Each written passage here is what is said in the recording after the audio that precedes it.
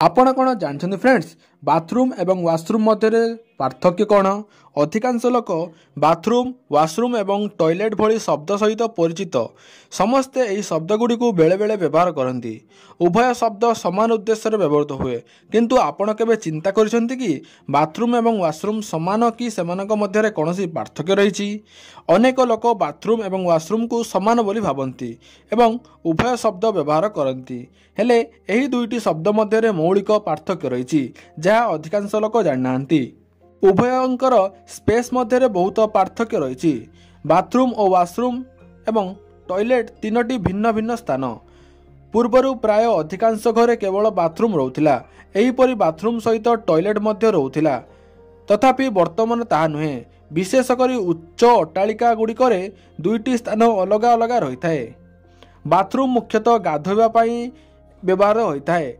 एथिरे टॉयलेट सुविधा मध्य रही थाए। बेले बेले बाथरूम रे गाधोइबा सामग्री मध्य रही थाए, जेउथिरे बाल्टी, मग, साबुन, शैम्पू मध्य अंतर्भुक्त। अधिकांश उच्च बिल्डिंग मानकरे बाथरूम एवं वाशरूम अलग अलग होता है। तेबे एही दुईटी मध्यरे पार्थक्य कौन? जेउथिपाई सेमाने भिन्न शब्द हेले। वाशरूम रे एक सिंक रहिबा आवश्यक। अधिकांश वाशरूम रे टॉयलेट एवं सिंक रही थाए। वाशरूम हेउची सही स्थान जेउठारे आपण washing basin, toilet seat, mirror, changing room इत्यादि पाइबे, किंतु सेठारे गाधोइबा सुविधा न थाए। मॉल, ऑफिस, सिनेमा हॉल गुड़िकरे केवल वाशरूम रही थाए, बाथरूम नुहे। अनेक स्थान रे पुरुष एवं महिलांक पई अलग अलग वाशरूम रही थाए। साधारणतः मॉल, ऑफिस इत्यादि रे लिंक आधार रे वाशरूम अलग अलग रही थाए।